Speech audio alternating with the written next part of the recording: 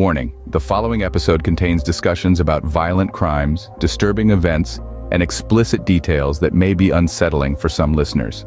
Please be advised that this podcast is not suitable for young children, and listener discretion is strongly advised. Hey y'all, welcome back to another episode of Southern Shadows. I'm one of your hosts, Janet, aka Mama. And I'm DK. And it's no secret that in our society, socioeconomic status impacts your access. What I mean is that the more money that you have, the more experiences and opportunities that you may have access to. I mean, just looking at the different baseball camps that we're considering sending you to this summer, the prices for some of those schools is insane versus others that might not have a strong baseball program. Yeah. Anyway, we often see two sides of this play out.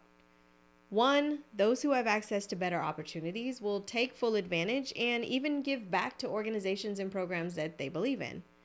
Or two, those with all the money and power abuse it.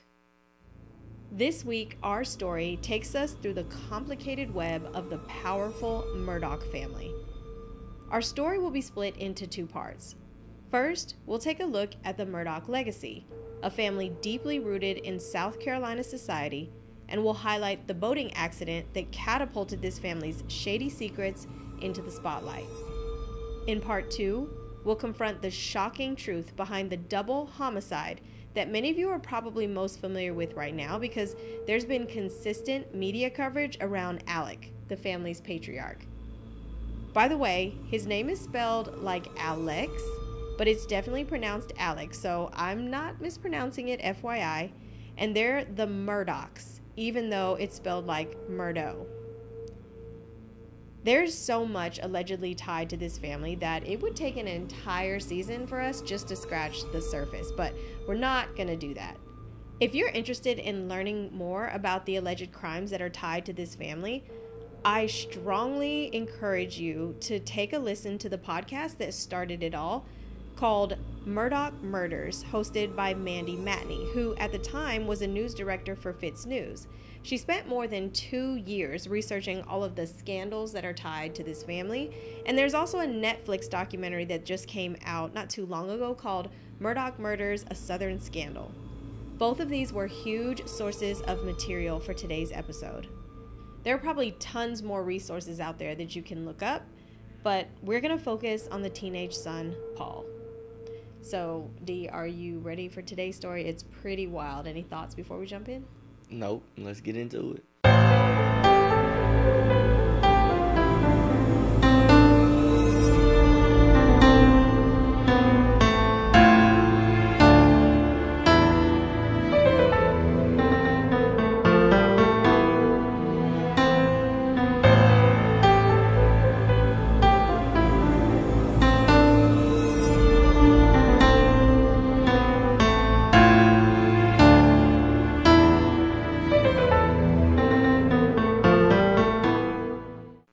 Hampton County is located in the Low Country region of South Carolina with a population of about 19,000. The Low Country is the coastal area of the southeastern part of the country that is typically South Carolina and Georgia. It's about 73 miles southwest of the capital, Columbia. It's a place that Michael DeWitt of the Hampton County Guardian says, "Nobody ever comes here unless you're from here. Everybody knows everybody, and everybody knows who the Murdaughs are." For over a century, the Murdaughs have been a prominent and influential presence in Hampton County, some even saying they were law and order. Paul Terry Murdaugh was born on April 14, 1999 in Savannah, Georgia. Paul was the youngest of two sons with an older brother that they called Buster. He was described as having a love for the outdoors and particularly enjoyed hunting. At the time of his death, he was a junior at the University of South Carolina. Buster would be the son to follow in his father's footsteps, going to college, joining a fraternity, and then pursuing law school after graduation. Paul, on the other hand, was more of the black sheep of the family, not really expressing an interest in pursuing law. In the Netflix documentary, it's implied that Paul didn't really receive a lot of attention or affection from either of his parents. Instead, he was raised by a nanny/family housekeeper named Gloria Satterfield. In fact, his friend Anthony Cook would say in the documentary, "Miss Gloria is one of the best ladies you'll ever meet. She took care of Paul like no family member ever did." Gloria Satterfield would later die from an alleged trip and fall accident involving 4 of the family's dogs that Alex Murdaugh would later confess that he lied about. It's a whole thing that we're not going to cover, but like I said earlier, there is a lot tied to this family, so if you're interested, please refer to the sources that I mentioned in the beginning. Anyway, it was common for Paul to also confide in his grandfather Randolph quite a bit. The two had a pretty close relationship. In order to understand Paul, you need to first learn a little bit about who the Murdaughs are. They are a family that has been living and serving as the solicitors for the 14th Judicial Circuit, or Hampton County, beginning as early as 1920. The patriarch, Randolph Murdaugh, Paul's great-great-grandfather, is responsible for carving out this reputation that continued throughout the years. A solicitor is basically what South Carolina calls their district attorneys. They are elected officials and are probably at one of the most powerful positions in the South Carolina judicial system. With that much power, it could definitely have some pros and cons. Yeah. It was said, quote, "This was a family you didn't want to mess with. They could have something swept under the rug and no one would ever know about it." Their influence stretched across the legal spectrum, from criminal to civil, and their web extended far beyond courtrooms, with a network of law enforcement agents, lawyers, judges, sheriffs, and even the average man on the street who could possibly serve on the jury, according to DeWitt. Morgan Doughty was Paul's girlfriend, and she was also featured in the Netflix documentary. She spent a lot of time with the family, going on trips like to the Kentucky Derby, the NCAA Final Four games, fishing trips to Guatemala, just for the past 4 years, always with them, according to her parents. In that documentary, she recalled that the Murdaughs would allow the teens to drink and always had alcohol readily available. During a major watermelon festival that's held annually in town, Alex, Paul's father, would allow the teens to go through the back door of their law firm and drink. The Murdaughs were not only okay with the teens drinking, but they'd often provide it for them on a normal basis. When Paul would get especially drunk, his friends gave him the nickname Timmy because it changed his entire personality. Timmy was the one who would act erratically, get in fights with people, and was basically just too drunk to really function. Morgan tells a story about a night that she and Paul had been drinking too much, and when they were headed home, they had an argument about who should be driving. Paul won the argument, which proved to be a horrible decision because they ended up crashing into a ditch.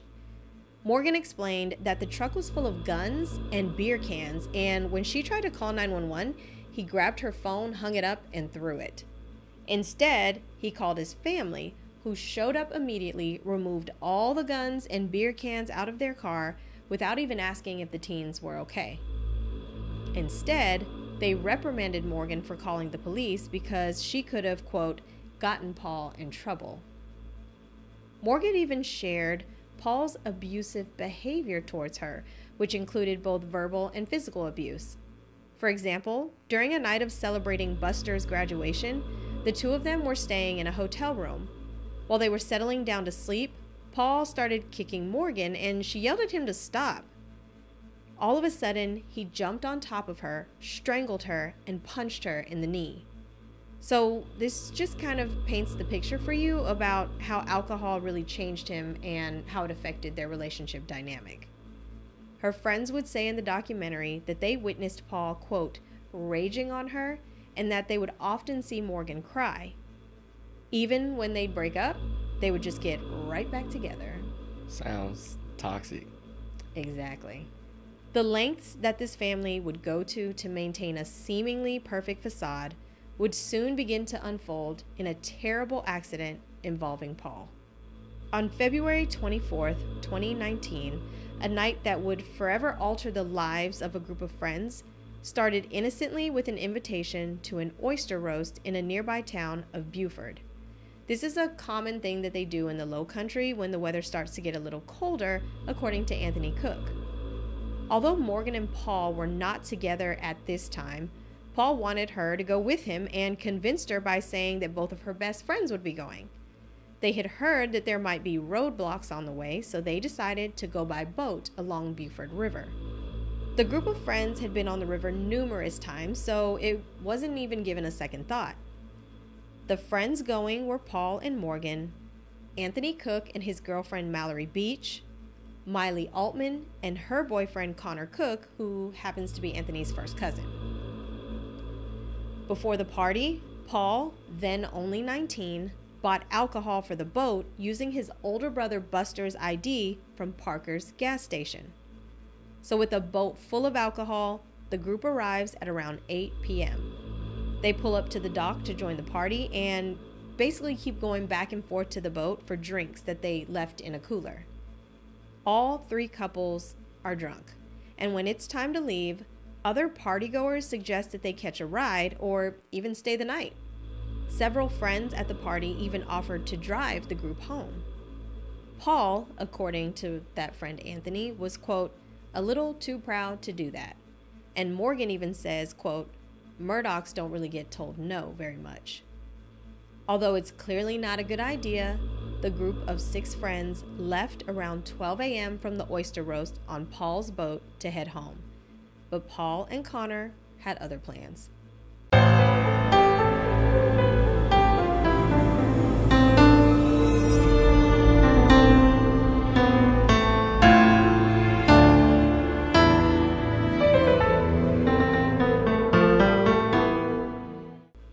At 12:55 a.m., they docked a little way down the water because those two guys weren't quite ready to call it a night. He and Connor go into Luther's bar in downtown Beaufort and they grab 2 rounds of shots. They are on surveillance sitting at the bar where they order the shots, while Miley, Connor's girlfriend, and Morgan wait outside annoyed. But what could they do? The owner of their boat wasn't budging on what he wanted to do, and he left the group at his mercy. Mallory and Anthony are seen just walking up and down the dock, enjoying each other's company. Miley and Morgan just continue to wait for their boyfriends, growing increasingly aggravated. A few moments go by, and Paul and Connor finally come out of the bar and are ready to leave. Paul, at this point, is out of his mind drunk, according to Anthony, and Miley even says, quote, it was a dead giveaway that he was the Timmy character. But he refused to allow anyone else to drive or call an Uber, despite the multiple pleas from the friends. Why didn't anyone just go and call the Ubers themselves? Anthony actually briefly touches on this in the documentary. He pretty much says that, he wishes he would have done things a little bit differently. But ultimately, I think it's just peer pressure. When everyone else just kind of goes with it, you don't want to be that one person that, goes against the grain. But I just want you to know that if you're not comfortable, don't get in the car or on a boat or whatever with anybody who's drunk. Yeah, I know. They get back on the boat to go home at 1:15 a.m., and this is all captured on surveillance from the dock. Paul grows more irritated with everyone who keeps insisting that he not drive. He starts doing things like leaving the steering wheel to get in people's faces, to yell at them. He starts driving in circles. He increases his speed, or he drives really slow, just completely erratic. At this point, everyone is yelling at everyone, and Paul turns his anger on Morgan. He even slaps her in front of everyone, who says that they could tell this wasn't his first time doing it, but apparently it was the first time he'd done it in front of them. That brings the group back down, and they decide, let's just head home. Paul, who's still fuming, puts the boat in full speed and still leaves the wheel at times. Why didn't they just force Paul away from the wheel? It's like 5 people versus 1. That's a great question, and unfortunately, we'll never know what we would have done in the situation, but in the documentary, Connor does say that he attempts to straighten out the wheel every time Paul walks away, but Paul is still ultimately in control of the situation, which was about to get much worse because they could see the boat quickly approaching a bridge near Archer's Creek. There was nothing that they could do but brace for impact, and all 6 were launched into the water. After swimming to the bank or getting back into the boat, everyone realizes Mallory is gone. Anthony, her boyfriend, tried to swim around looking for her and hoping to find her, but it was no use and the current was moving way too fast. When Connor came to, he's the one who calls the police to report the accident, and you can hear the teens shouting for Mallory in the background. All of the teens were distraught when the cops arrived. Morgan was still sitting in the boat with her hand bleeding, and when she asked if the police had found Mallory, they told her they hadn't. Connor knew that there was something wrong with his jaw and his chin. Paul had stripped down to just his underwear, and he only cared about calling his grandfather. You can hear and see on police body cams Anthony yelling at Paul saying, quote, "You effing did this. You're effing smiling, bro. I hope you rot in hell." There's even more body cam that shows the fact that Paul refused to speak to the police. An officer is saying, quote, "He's not really responding to me or any of us." In fact, Miley says that it took the police about 20 minutes to convince Paul to even get into the ambulance so that he could be taken to the hospital. Once in the ambulance, Paul calls his granddad, and Miley hears him say that Connor was the driver. Did he not want to get in trouble or something? Well, exactly what I think. I mean, he's drunk driving, he crashes the boat, and now one of the 6 people is missing. Yeah, I don't think he wants to take the heat for that. Yeah. Connor says, quote, "I was like, really? I wanted to beat the S out of him because I wasn't driving." Anthony makes a call to his mom to tell them that they needed to make their way to Buford and tells her that Mallory is missing. Anthony even begs for someone to call Mallory's parents to let them know what was happening. This is going to be important later on. All of this was caught on police dash cam because Anthony was leaning against the car. You could even hear him saying that Paul was driving, as did all the other boaters in later interviews, despite what Paul called and told his grandfather. The teens are taken to Buford Hospital for treatment, but Anthony refused to leave until Mallory was located. At 5:30 a.m. on February 24, 2019, dive crews started looking for Mallory, but the current was just too strong. Her parents just looked on from the bank in horror. The first to arrive at the hospital was Miley, Connor, and Paul. As the adrenaline was wearing off, Connor could no longer really speak because of the injuries that he sustained on his jaw. The teens were still extremely concerned about their friend Mallory, but no updates were available. While Morgan is being checked over by nurses, one pulled her mom aside and says, "I'm not supposed to say this to you, but Paul is a nasty drunk, and you need to get her away from him as soon as you can." Another nurse urges mom to keep Morgan away from Paul after she's brought back to the room from having an x-ray done on her finger. Paul was reportedly uncooperative according to the hospital staff. His grandfather even stepped in to tell an officer who wanted to question him that he was, quote, "drunker than Cooter Brown," according to Morgan's mom. They did draw his blood though, and the results revealed a blood alcohol content, or BAC, of 0.24, 3 times over the legal limit. Golly. Alex Murdaugh and Paul's granddad attempted to get in front of it, seemingly wanting to cover up the fact that Paul was the one driving. At some point, Connor was able to make a call to his parents to let him know what happened. His dad says that shortly after, he got a call from Alex Murdaugh himself, who tells him that their son was the driver of the boat, but not to worry because they'll take care of Connor, they being the Murdaughs. As Connor, whose jaw is broken, goes in for a CAT scan, Alec reaches down and whispers to him, "Just be quiet, I got you, just don't say anything." When they get to the hospital, Alec approaches Connor's parents in the hallway before they can even reach their son. They even recall that law enforcement came into Connor's room and told him that he had been named as the driver of the boat.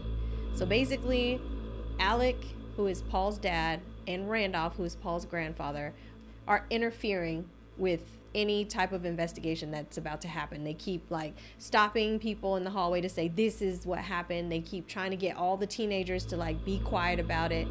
Yeah, they're just basically trying to cause confusion, seems like. Yeah. In another part of the hospital, Morgan underwent hand surgery, and as they're prepping her, Alex tapped the glass, saying, quote, "I need to get in there. I represent her," before her mom could even get to the hospital. Morgan says to the nurse, "Please keep that man out of my room." Miley's mom recalled asking Alec if there had been any word on Mallory, and he just said to her, "I'm pretty sure we know how that's going to end up."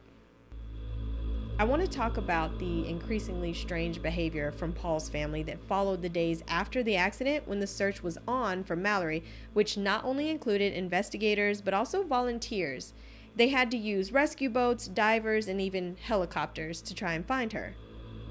The rest of the group kept going out to the crash site every day, hoping that their friend would be found alive.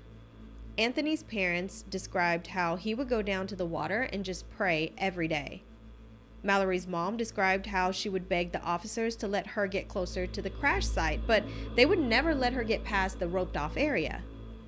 One day, though, she sees Alec and his wife Maggie drive up, and they're let down to the scene where the boat crashed, the very area that she had been asking to get closer to. She says, quote, "That's when I started to realize the Murdaughs were more worried about a cover-up than finding Mallory."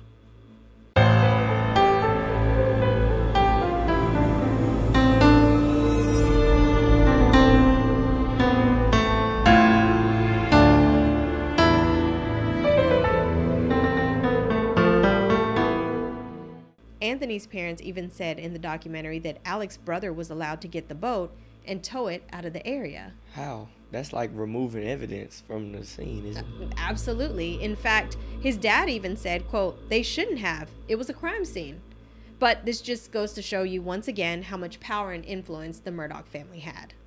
As search efforts continue, the media releases information that one of two teens were possibly the drivers, Paul Murdaugh or Connor Cook.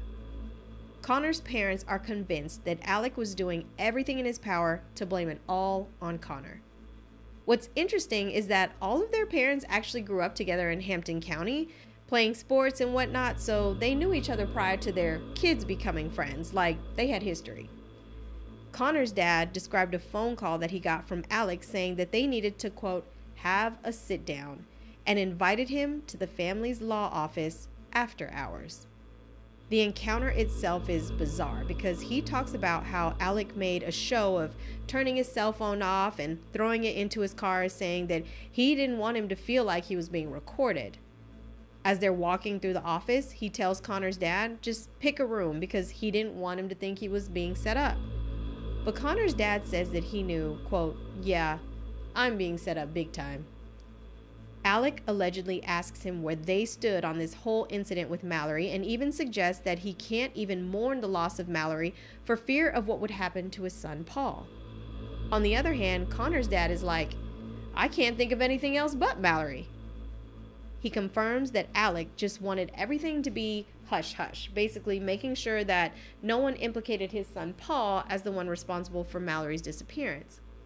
Connor himself was terrified that the Murdaughs might put a hit out on him and says in the documentary, quote, "I've always heard that the Murdaughs would make people disappear." Have they? That's weird to say. Like I said, there are some weird incidents that are tied to this family. I briefly mentioned the housekeeper's death, but there is another death that the older brother Buster is allegedly linked to that, again, would take an entire episode to cover. 7 days after the crash, 2 volunteers found Mallory's body 5 miles down the river. Her family and friends were both devastated to learn that she was dead, but also relieved to have found her and finally lay her to rest. At her funeral, there were literally hundreds of people who came by to pay their respects, like the line was down the street. Her father says that her spirit was with the Lord and knows that one day they would be reunited with her, but stands behind the fact that, quote, "We want to see earthly justice handed out because none of us are above the law." Mallory's mom was afraid that her death would be covered up by the Murdaughs because she too grew up in Hampton County and had always known that their family felt like they were above the law. Because of this, they were referred to Mark Tinsley, a civil attorney who represents the family and lives in a county over. So, Mallory's family sued the Murdaughs for wrongful death a month after the boat tragedy, allowing them to question the survivors. According to Mark, no one was really forthcoming about the actual events of that night, and the survivors weren't really able to be questioned without Alec or Paul's grandfather intervening up until this point. Mark took it upon himself to begin investigating the events in order to prove that Paul was the driver of the boat. He discovered the fact that Paul bought the alcohol from that convenience store, and that's why the surveillance footage is now available to the public. He says that Paul's blood alcohol level was 3 times the legal limit, which we discussed earlier. Also, there were about 20 or so police officers who responded to the scene, but not a single one of them put Paul in front of their cars, in front of, the camera, to question him about what happened. Yeah. Even after Anthony identified him as the driver. Come to find out, the assigned lead investigator, Michael Brock, had close connections to the Murdaughs. This was the exact cop that Anthony says, quote, "Paul Murdaugh killed my girlfriend." Mysteriously, that exchange that should have either been captured on his body cam or the police cruiser is not in the evidence anywhere. So he's deleted from his footage or something? Exactly. Another officer, Michael Paul Thomas, who was a well-known Department of Natural Resources agent, was described by Morgan as, quote, "Alec Murdaugh's bitch," and he's best friends to Alec's brother, John Marvin Murdaugh. The phone records obtained by the Beach's attorney showed that the night of the accident and days after, John Marvin had made several calls to his best friend, Michael Paul Thomas. John Marvin's phone records also show several calls to an Austin Pritchard. This was the officer who was in the hospital trying to interview the kids the night after the accident. We ultimately find out that John Marvin, Paul's uncle, assisted with the removal of the boat from the crime scene, which again shouldn't have been released in the first place. The Beach's family attorney says that Alec was not worried about looking for Mallory, but rather causing confusion so that Paul wouldn't be identified as the driver. To be clear, no one ever called Mallory's parents to let them know what happened. No one from the police department, no one from the Department of Natural Resources, no official ever made contact with Mallory's parents. So when did they find out she was missing, or how? From the friends' parents. So like Anthony, the boyfriend's mom, and the other parents called. Mark Tinsley is even able to uncover some more important information by bringing in biomechanical engineers who are able to recreate the boating accident and figure out exactly where all the kids are sitting based on the injuries that they sustained. It's concluded that because of the injuries sustained by Connor, there is no way he was the one driving. Paul Murdaugh was indicted on 3 felony accounts of boating under the influence causing death on April 18th, 2019, Mallory's 20th birthday, for killing her and critically wounding 2 others. Paul was on bond awaiting trial after pleading not guilty. During that time, WSAV3 Low Country News reported that the current 14th Circuit Solicitor's Office, 2 Beaufort County judges, and the Beaufort County Sheriff's Office recused themselves of the case due to their connections to the Murdaughs. If convicted, he was looking at facing more than 25 years in prison. The friends had mixed feelings about his conviction because of the circumstances, obviously. During the arraignment, Alex walked in just as arrogant as can be, treating it like it was just another day at the office. Mallory's mom maintains that special treatment was given to them. Before pleading not guilty, it's noted that Paul was never put in handcuffs, he never spent any time in jail, and his mugshot, he had on a nice polo shirt. And this case started to make headlines. While on bond, he didn't have to wear an ankle alcohol monitor like most alcohol-related offenses. Morgan says that you still saw him on social media drinking and partying with other friends. Despite being under the public spotlight, the family continued to be involved in controversy, and Paul continued to get in trouble, like speeding tickets and just other minor offenses. Buster is even expelled from the University of South Carolina for plagiarism. Paul was told not to leave the county, but he still did multiple times, showing the Murdaughs feeling like they were above the law. Meanwhile, Morgan had to undergo therapy and counseling from all of the things that she'd gone through with Paul, and obviously the trauma of losing her best friend. In 2021, Connor Cook filed a lawsuit against Alex Murdaugh, claiming that Murdaugh had tried to frame him as the driver of the boat. Needless to say, this friend group was no longer intact. Unfortunately, this will not be the end of tragedy for the Murdaugh family, because on June 7th, 2021, while he was awaiting trial for the fatal boating accident that killed Mallory Beach, Paul and his mom Maggie were found murdered at their Moselle property home. Next week, you'll have to tune in for part 2 of the Murdaughs, where we're going to break down that double homicide and focus on where the family stands today. Do you have any final thoughts? No, not really. This is just crazy. It's a lot. Yeah, it's definitely a lot. Again, if you're interested in all of the other controversy tied to this family, refer to the source notes that you can find at southernshadowspodcast.com. And we'd love to hear from you. So leave us a comment on our YouTube, or you can email us at southernshadowspodcast@gmail.com. If you enjoyed today's episode, make sure you like, subscribe, and share. And we'll see you next week for part 2 of today's case. See you in the shadows.